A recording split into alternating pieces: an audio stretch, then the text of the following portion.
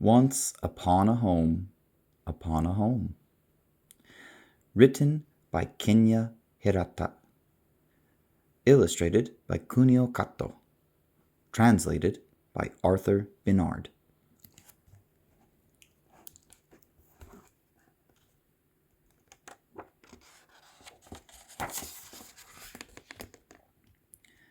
Grandpa lived alone in a curious house that peeked up out of the sea. To tell the truth, that wasn't the way he'd originally planned it.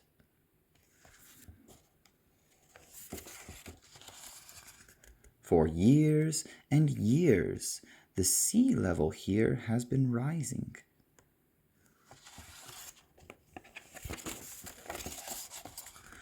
The sea rises and rises, and before long, a house ends up underwater. In move the fish, while the people must build a new house atop the old one. But the salty water keeps coming up, and eventually the new house gets flooded. So another house is built on top of that. To stay above the sea, the houses must grow higher and higher, stacked like toy building blocks.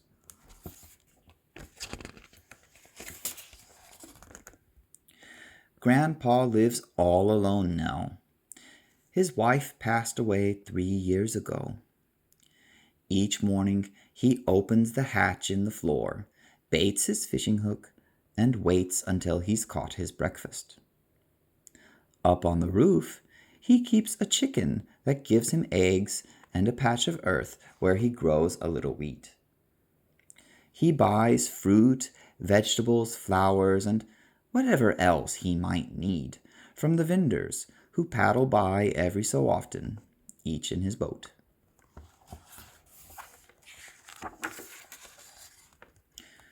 Grandpa's wife always wore a red apron when she cooked.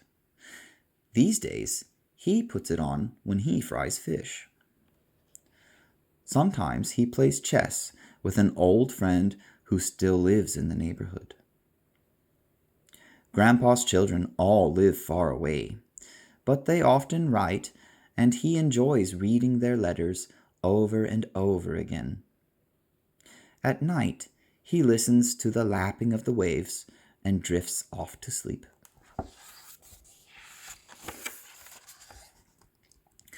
One winter morning, Grandpa awoke and found that the sea had risen even higher. The floor of his house was now a big puddle. He gazed at a photograph of his wife and sighed. "Well, I guess it's time to build another new house."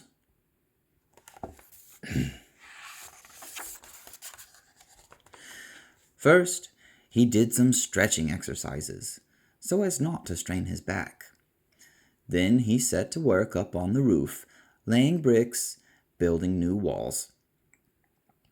This used to be quite a town, bustling with people of all ages and walks of life. As time went by, though, most of them gave up on their houses and moved away. Yet Grandpa decided to stay. It just wasn't in him to give up.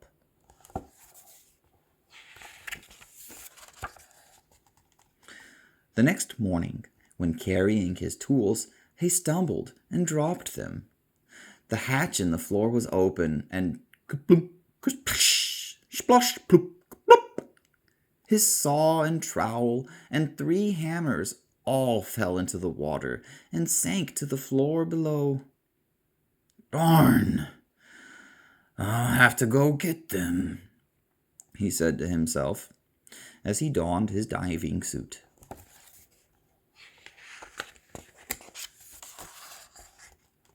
He kerplunked himself through the hatch and swam down.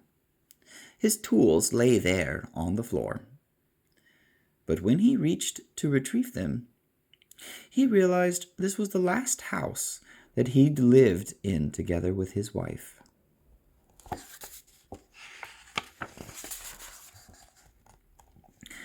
Suddenly, he could see all the children and grandchildren here on a spring evening, gathered around his wife's sickbed, looking on, quietly saying goodbye.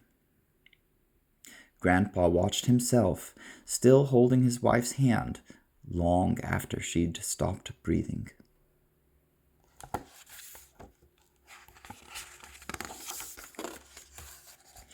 He decided to dive deeper down into the house below, and then the house below that, and each one he met with his memories.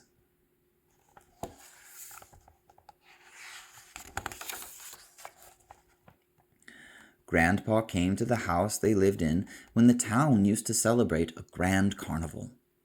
All the boats paraded, and music echoed from every corner. Each family cooked something tasty to trade with the neighbors. Everyone looked forward to his wife's fresh-baked pies, and the grandchildren stayed up past their bedtime.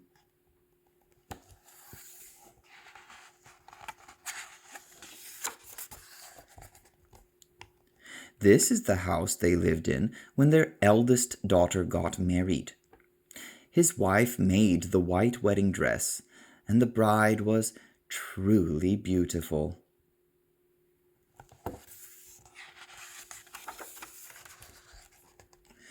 When they lived in this house, their kitten disappeared. Maybe she got confused and jumped aboard one of the vendor's boats by mistake. The whole family searched and searched, and when the kitten couldn't be found anywhere, the children cried. Later, they wrote a letter to the poor lost kitten, put it in a bottle, and floated it out to sea.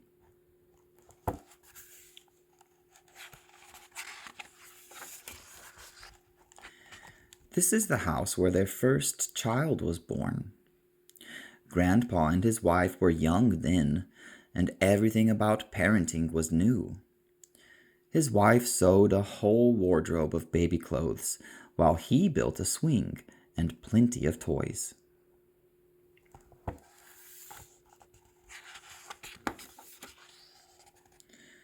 The deeper Grandpa dove down, the younger he and his wife became in a swirl of memories.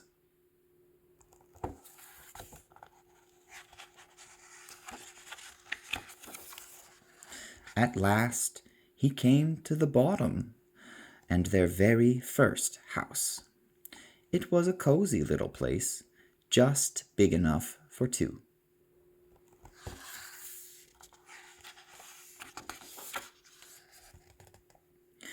Once upon a time, when the sea hadn't yet begun to rise, Grandpa and his wife were just kids themselves.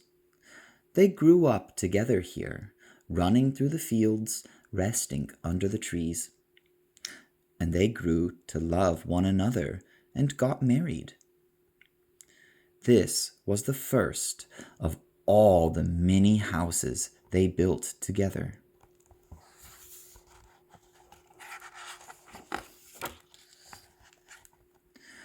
That little house became their home. Then the house they built after that became their home too.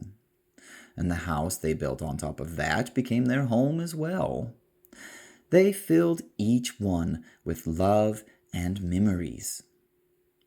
Grandpa had moved so many times as the sea rose higher and higher, and yet he was still right here, where he knew he belonged, in his home.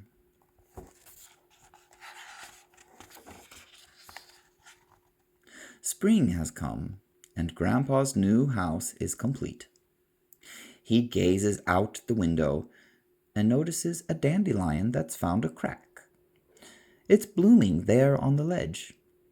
Grandpa's glad to have company. Already, he feels at home.